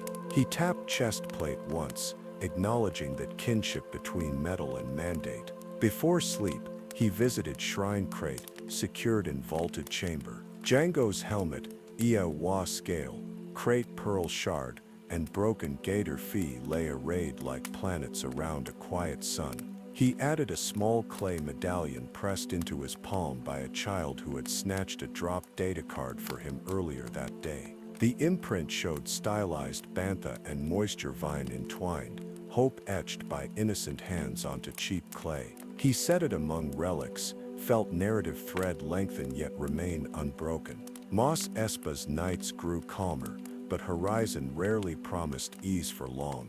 Intel suggested spice traffic consolidating beyond Dune Ridge, where rancor bones dotted sands. Rumors whispered of syndicate convoys eyeing city gates. For now, though, dusk-draped streets in velvet quiet, punctuated only by soft clatter of closed stall shutters and the distant whoosh of wind hugging domes. Boba Fett pulled desert cloak tighter, letting stillness settle across shoulders like old friend. Tomorrow would bring new petitions, maybe new threats, but this hour belonged to measured breath and the subtle music of a city relearning peace under twin moon glow. A lavender band edged the eastern skyline when the cargo skiff hummed into the palace hangar, repulsors scattering dust in lazy swirls. Boba Fett awaited with arms folded, visor reflecting the vessel's loading ramp as it lowered. Inside, handlers guided a massive crate, lashed with synth rope, Within its slatted sides, a low, resonant rumble pulsed, half growl, half tremor, quaking the Duracrate floor. Torches flickered. Even palace mechanics paused, tools stilled in midair. The crate settled with a thud. Fennec Shan signaled clear, then keyed the maglocks. Panels parted, and the young rancor shuffled forward, blindfolded by leather hood, claws clicking hesitantly on stone. Despite its size, already taller than a bantha, it moved with uncertain caution, huffing at the unfamiliar air. Fett stepped closer, hand outstretched, palm down, letting breath move slow and audible. The beast stilled, nostrils drawing his scent, its rumble softened to a questioning croon. From behind, the rancor keeper, broad, weather-lined, voice gentle, explained the creature's past, bred for pits but trained only in obedience, never fear. It now required bond with a single rider to shape instinct into discipline. Fett nodded, memories of Tusken Gaffy lessons echoing. Connection, not domination, forged trust beneath twin suns. He dismissed guards to reduce tension, then circled slowly, letting the rancor track footfalls by vibration. Fingers brushed the ridge of its shoulder, leathery hide warm beneath dew-cooled air. No recoil came. A pact wordless and tentative took root. The beast slept that night in refurbished dungeon once used for rancor long gone, straw fresh, chains absent. Fett remained nearby, seated cross-legged beyond the threshold, armor plates set aside, projecting calm through still breath. He recalled meditations in Tusken tents, drums syncing heart with desert hush. Now subterranean quiet wrapped both man and creature, broken only by deep exhalation settling into slower cadence. When dawn stained cell bars orange, rancor eyes blinked beneath hood still tied. He unfastened it, letting morning light introduce stone walls gradually. Wide pupils narrowed, then focused on him. No roar, just a low chuff, recognition of safety. Training began at sunrise atop fortress ramparts cleared for this purpose. Palace staff gasped as freight lifts groaned upward, bearing the massive frame. Fett walked at flank, pausing often so the rancor could sniff parapet stones, claws scraping for purchase. Far below, Mos Espa stirred, vendors rolling carts through alley shade, dewback drovers whistling. High above, these sounds softened, wind carried only muted city breath. He climbed into harness affixed by keeper, settling between shoulder ridges. The creature shifted weight, sensing him, then eased forward.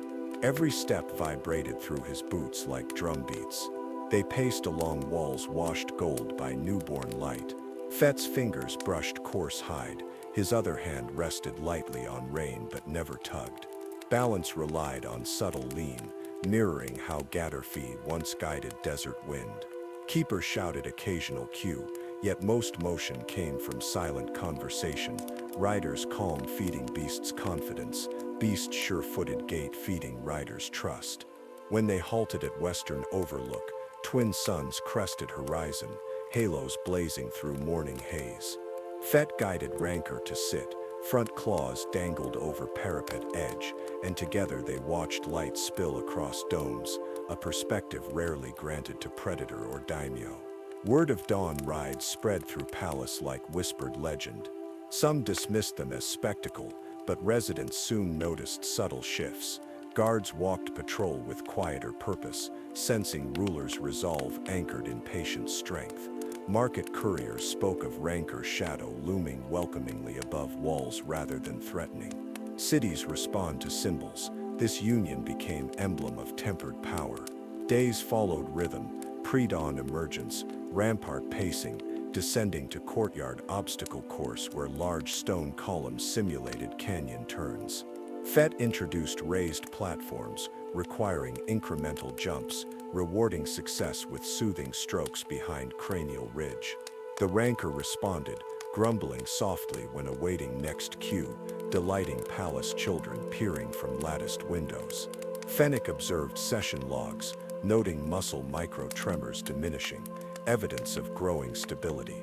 One late afternoon sandstorm brewed, rolling in from Jundland like smokescreen. Training yard twitched beneath gusts, banners snapping violently.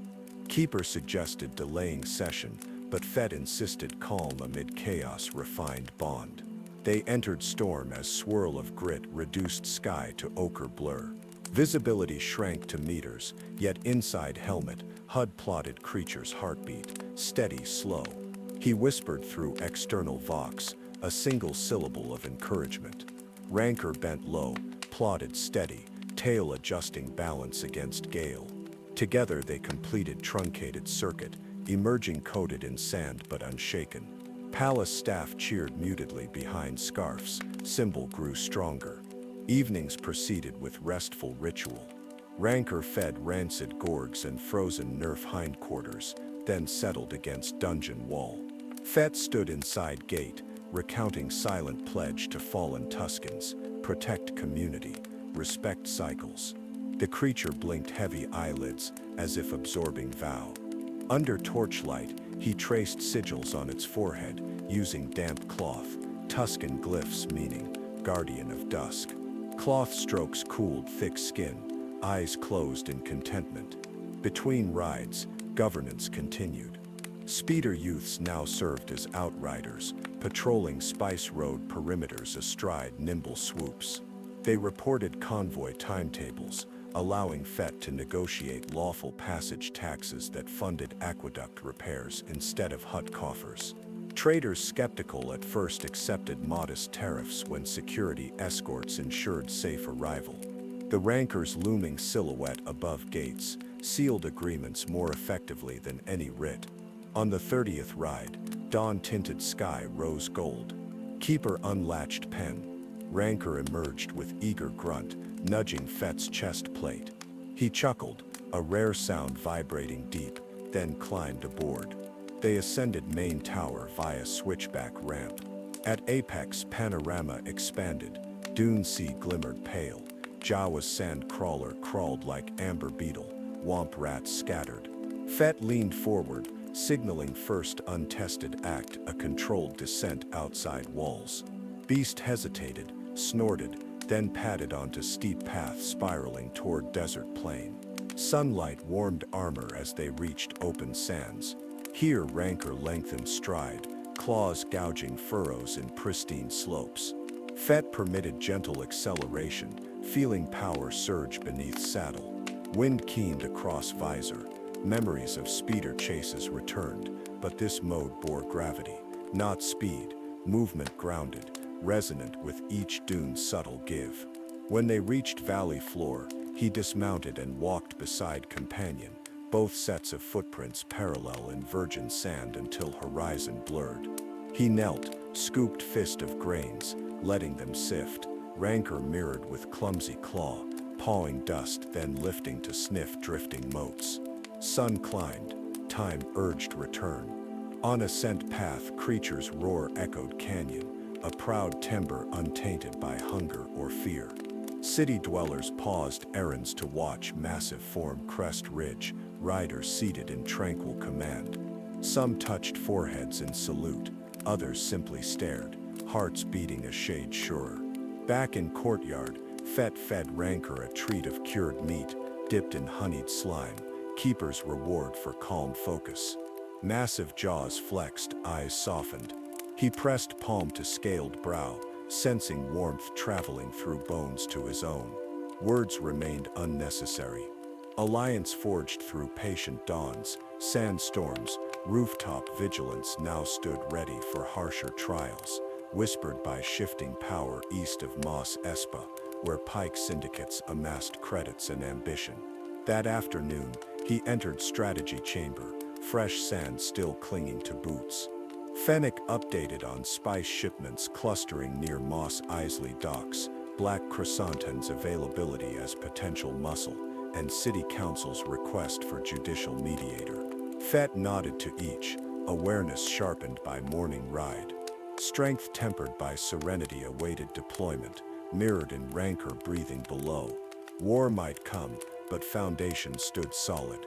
Trust between ruler, beast, and city nourished by every measured dawn step. As suns lowered, he returned to parapet once more.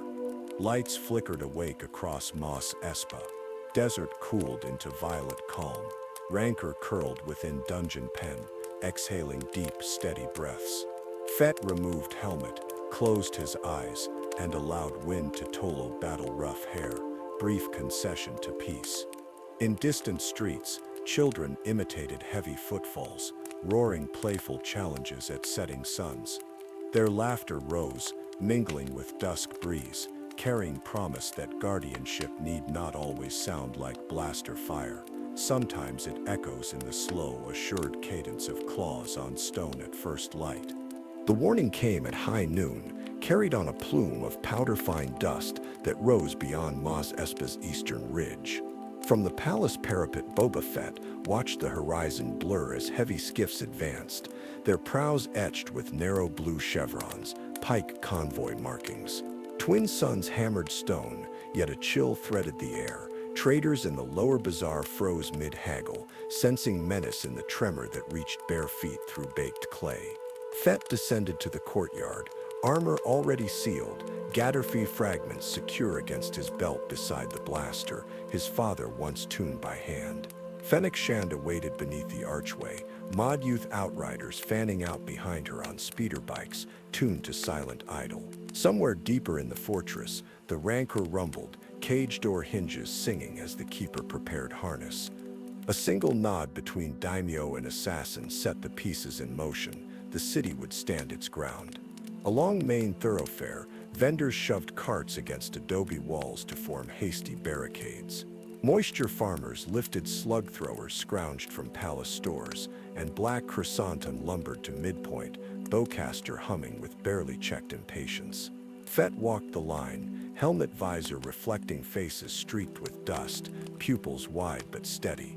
He spoke few words, none remembered later, but his gait, even and unhurried, slowed ragged breathing around him until street pulse matched his measured stride. Pike skiffs crested the ridge like steel surf, repulsor wash scarring dune crests. Vibro harpoons snapped from their decks, clanging into rooftop parapets where mod scouts crouched. Return fire erupted, blue stun rings, tracer bolts, scrap-built coil guns. The battle's first notes were discordant, a cacophony pitched against heat's shimmering haze, yet beneath cluttered noise a deeper rhythm formed, drum beats remembered from Tusken nights, echoing in Boba's ribcage. He joined the fight not with blaster blazing, but by positioning here a step left to turn pike riflemen into backlit silhouettes, their a lifted gauntlet signaling speeder flanks to slice convoy's rear. At the square's heart he knelt, retrieved a detonator the mods had wired from Harvest droid batteries, and lobbed it beneath the lead skiff. The charge burst upward in bright silence, repulsor field fluttering out like a dying breath. Metal vessel belly flopped into sand, disgorging troopers who staggered into crossfire. From Palace Gate the rancor emerged, eyes narrowed against the glare, hide painted in sunlight like burnished copper. Armor plates strapped across shoulders flashed Tusken diamond etchings. Fett sprang to saddle, reins coiling in one hand as beast's roar rolled across stucco walls. Crowd terror might once have followed, but weeks of dawn rides had replaced fear with awe. Citizens cheered, raw, impulsive sound, then ducked as rancor vaulted low wall, claws sending shards of adobe skyward. Pike gunners recalibrated toward the towering creature only to find sights obscured by mod bikes weaving serpentine patterns, engines shrieking defiant chords. Blaster clusters scorched air, rancor's thick hide absorbed stray glances, hammocking rider in quake-steady cradle. At Fett's lean, beast swatted a skiff cockpit, durasteel folding like scrap.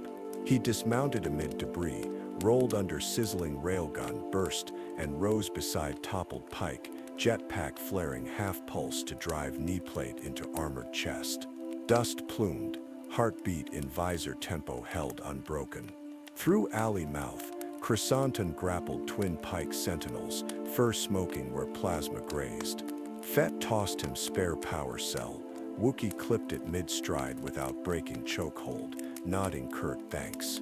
By water tower, Fennec sniped rooftop spotters before they mapped city angles, her shots landing dull thuds felt more than heard. Cohesion welded disparate hands into singular intent, Mos Espa's answer to syndicate arrogance.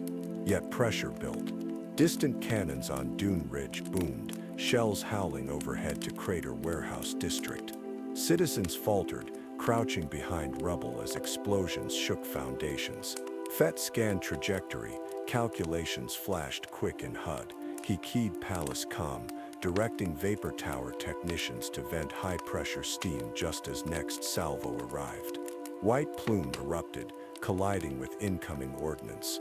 Warheads detonated prematurely, concussive force swallowed by superheated fog. Shockwave rippled roofs but spared streets. Even stalemate would bleed the town.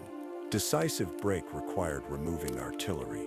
Fennec volunteered, but Fett shook head, her skills better anchoring West Rampart now breached.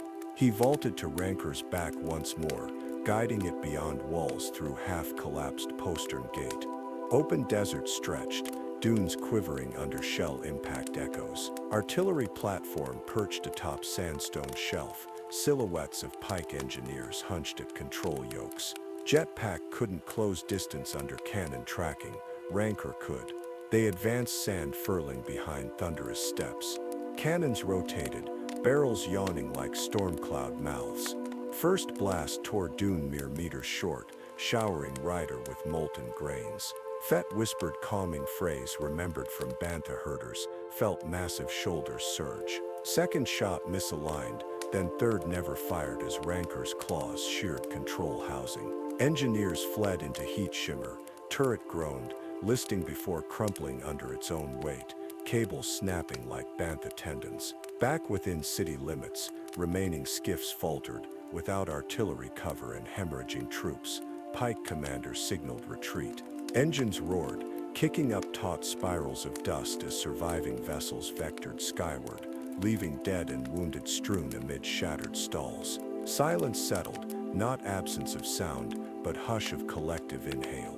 Futuristic acrid smoke mingled with scent of overturned produce and coolant leaked tang, yet beneath it lingered vanilla-sweet note of bantha dung fires doused earlier, a reminder of ordinary life paused, not ended. Fett dismounted, stroking Rancor's flank where blaster scorelines smoldered.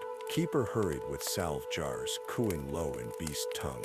Mods high-fived, neon augments flickering. Chrysanthemum slung unconscious Pike across shoulder, growling satisfaction. Fennec approached, helmet plume stilled, reporting minimal civilian casualties and perimeter secure. He acknowledged with slight incline of head, visor mirroring torchlight glints now struggling against descending night. Cleanup commenced, street youths ferried water to douse hotspots, moisture farmers rigged hoses from damaged towers, spraying fine mist that settled dust into mud streaks. Fett walked the square, pausing to right a toppled fruit crate, returning bruised but edible Milo runs to vendor hands. Gratitude met him in weary smiles shyly offered. He said nothing, but helmet angle conveyed promise. This shield would hold again if needed. As last pyres of destroyed skiffs faded, city lamps reignited. A hush deeper than curfew blanketed alleys, citizens retreating behind doors to process tumult. Fett ascended palace stairs, Rancor's distant footfalls echoing cavernous halls as Keeper led it to vat of cooling mud. On upper parapet, he removed helmet, letting night breeze dry sweat tracing temples. Stars ignited one by one, no longer obscured by cannon smoke. In that stillness he felt echoes of Tusken drums merge with new memory, crash of skiff plating, roar of Rancor, unified shout of townsfolk defending home. Fennec joined, leaning on rail. Below droids began clearing debris. She noted Pike withdrawal but hinted at regrouping soon. Spice profits too great. He answered only with small exhale. Strategy would follow once dawn colored domes again. For now the city breathed, and he with it, chest rising slow against desert's cooling exhale. He looked beyond walls at distant dunes, silhouettes washed silver by twin moons. Somewhere out there lay quiet graves of a people who had taught him rhythm of belonging. Tonight their cadence guided his pulse, steady and unhurried amid post-battle hush. Responsibility remained heavy as Beskar, But amid ruin he sensed shoots of resilience pushing through cracks, life stubborn as dune grass after sandstorm. Under the constellations, he vowed silent vigil until first hint of daybreak. When horizon finally blushed pink, he descended stairs to plan next moves: restoration, negotiation, defense, knowing city stillness had become his own, ready to steady every coming storm. First light spilled across Mos Espa like watered paint, tinting blast-scarred stucco in soft apricot. Boba Fett watched dawn rise from the terrace balustrade, armor sheened with a thin film of desert dew. Below him, the city that had withstood pike cannonade exhaled a tired yet hopeful breath. Shutters eased open, street vendors lifted tarpaulins still grayed with dust, and a pair of droid sweepers trundled past mounds of shattered skiff plating, their brushes humming a quiet lullaby for broken stone. He descended to ground level, helmet tucked beneath his arms so morning air could carry scent of cardamom cafe and distant argon smoke, signs of routine returning. Children emerged first, nimble feet scampering among marble fragments to salvage any bent vibro bolt or shard of permaglass bright enough to trade later. One girl paused at his shadow, eyes widening over cheeks streaked brown by wind. From a sling bag he produced a smooth Milo Run orange, its skin still cool from palace stores, and rolled it toward her boot. She froze, then stooped, cradling the fruit as if it were a gem. Other youngsters ventured close. More fruit followed until small hands overflowed, laughter breaking morning hush like beads snapped from a string. He continued along the souk. Merchants bowed heads in acknowledgement, some offering goods on the house, others simply pressing palms to chests, gestures quieter and weightier than words. At the fountain he had repaired weeks earlier, water sheeted over fresh mosaic tiles. A farmer knelt there, filling cracked canteen, and asked if the levy on water caravans would stay lifted. Fett answered with one measured nod. The man's shoulders slackened. He dipped head in thanks before trudging back to vapor fields. Work crews gathered at intersections where walls still dripped cooling Duracrete from overnight patch jobs. The mod youths, now palace messengers and mechanics both, arrived on polished speeder bikes, distributing crates of fast-setting mortar. Fennec Shand oversaw accounts, datapad chiming each time laborers scanned thumbprints to log hours for credit. She glimpsed Fett approaching and reported quietly that spice flow through city gates had slowed to trickle. Pike convoys rerouted north, their profit hit enough to discourage another assault. He absorbed news with silent approval, adjusting plans that shifted in his mind like sand dunes moving under wind. Past midday the sun sat high and white. He ate alone on the shaded step of an abandoned tower, sharing strips of bantha jerky with a scrawny tuka that lingered for crumbs. Chewing slowly, he studied skyline, cranes lifting salvage, vapor coils venting excess steam. Now that mains were unblocked, mare's tail clouds brushing upper atmosphere. The wounds of battle would not vanish, but already they wove into civic tapestry, stitched by those who endured them. When afternoon heat thickened, he entered the palace archives, chamber once cluttered with Jabba's corroded data cards. Over weeks, technicians had scrubbed drives, organizing ledgers on holopads. Now in filtered lamplight, he read lists the Tuskens etched long ago onto bantha hide, records of dune water tables, star charts for migration. He digitized them, linking coordinates with moisture farmer irrigation networks. Heritage would guide survival, bridging nomad memory with settler need. Evening drifted down, ushered by a hush, broken only by occasional clang of repair tools. Fett donned flight suit and slipped from side gate, choosing alleys bathed in mauve glow. He moved on foot, greeting no one yet absorbing every sensory note, the bitter spice of roasting root vegetables, the metallic tinge of fresh welding arcs, the salt-sweet aroma of dewback feed near stables. Each scent affirmed city pulse still strong. At the Terminus Plaza, black chrysanthemums supervised offloading of medic packs for infirmary tents erected after siege. The Wookiee's fur still bore soot streaks, but his bowcaster rested idle. He grunted contentedly as volunteers stacked crates. Fett offered a small nod. The Wookiee returned with low rumble. Partnership required few syllables when proven in fight and rebuild alike. Returning toward palace by twilight, Fett paused atop the stairway arch. A mild breeze lifted cloak hem, rustling leather like distant drumbeats. He breathed out slowly. Somewhere east, low chanting rose, Jawas celebrating salvaged power coupler hall. Beyond, the rancor belted a sleepy groan from its den, keeper humming lullaby that echoed Tusken intervals. Layers of sound converged: laughter of fruit-laden children, hiss of kaffir urn, clack of droid tibia on stone. None resembled the oppressive clamor of hut revelries or whine of war machines. It was music of city life resuming, guided rather than ruled. Inside the high hall he stepped out of boots, placing them neatly beside back-to-pod's open hatch. Submerging into warm fluid, he closed eyes. Memories floated: Kamino's perpetual reign, Slave One's star-splattered canopy, Tusken bonfire sparks spiraling skyward, rancor claws pounding parapet under dawn rose gold. All threads converged upon this moment. Stillness cocooned in humming tank, while above, stone corridors carried muffled voices of people he now served. Later, clad in soft tunic, he walked ramparts under twin moons. Fennec joined, setting 2 steaming cups onto parapet ledge. They drank in silence. Mooring lights around the city twinkled like constellations fallen earthward. She remarked that stability held, for now, but outside forces seldom rested. He answered that he knew vigilance would remain. She asked if he missed the hunt. He considered, then said the hunt remained.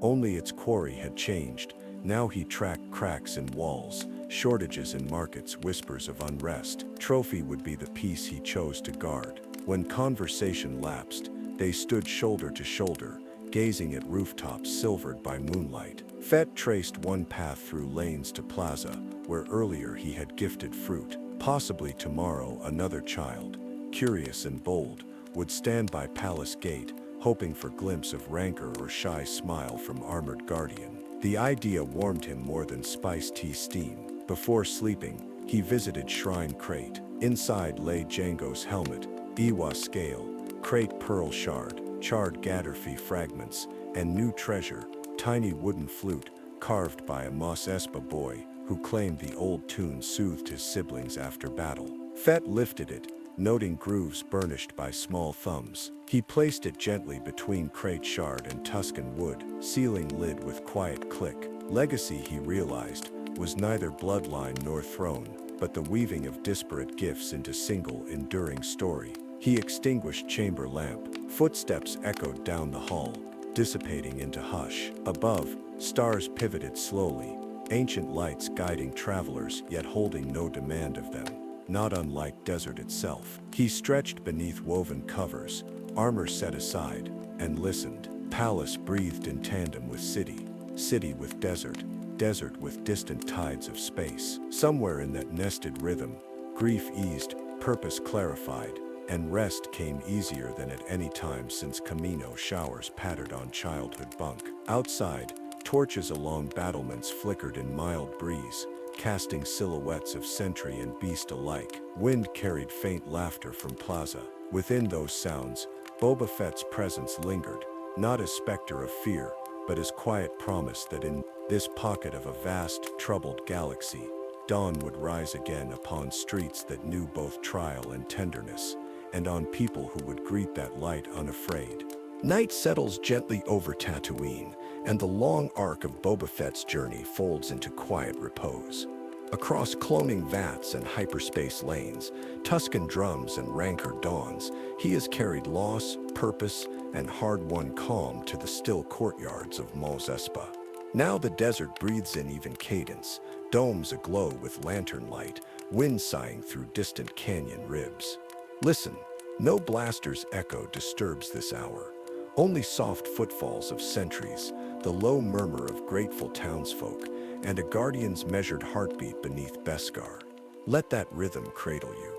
In your mind's eye, twin moons climb silver sky, painting dune crests in hushed ivory, while cool air scents of cardamom cafe and blooming night flowers.